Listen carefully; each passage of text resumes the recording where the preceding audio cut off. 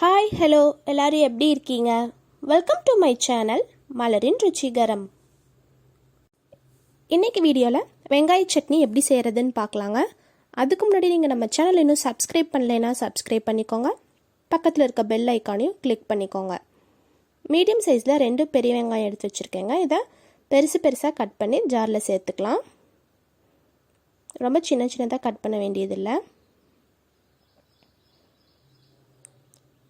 சின்ன சைஸ் தேங்காயில் ஒரு அரை மூடி தேங்காவை கட் பண்ணி சேர்த்துக்கோங்க.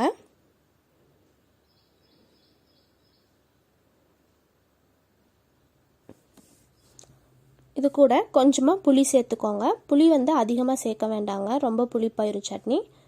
கொஞ்சமாக சேர்த்தா போதும். 6 வரமிளகாய் சேர்த்துக்கோங்க.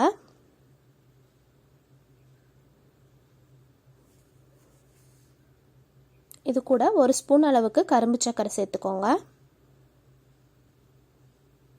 தேவையான அளவு உப்பு சேர்த்துக்கோங்க. கொஞ்சமாக தண்ணி சேர்த்து இதை நல்லா அரைச்சி எடுத்துக்கோங்க. தண்ணி அதிகமாக சேர்க்க வேண்டாங்க. அவ்வளோதாங்க, சட்னி அரைச்சாச்சு. இதை நம்ம ஒரு பவுலுக்கு ட்ரான்ஸ்ஃபர் பண்ணிடலாம்.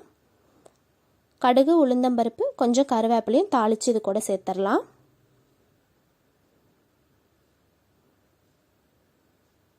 இதை நல்லா மிக்ஸ் பண்ணி விடுங்க.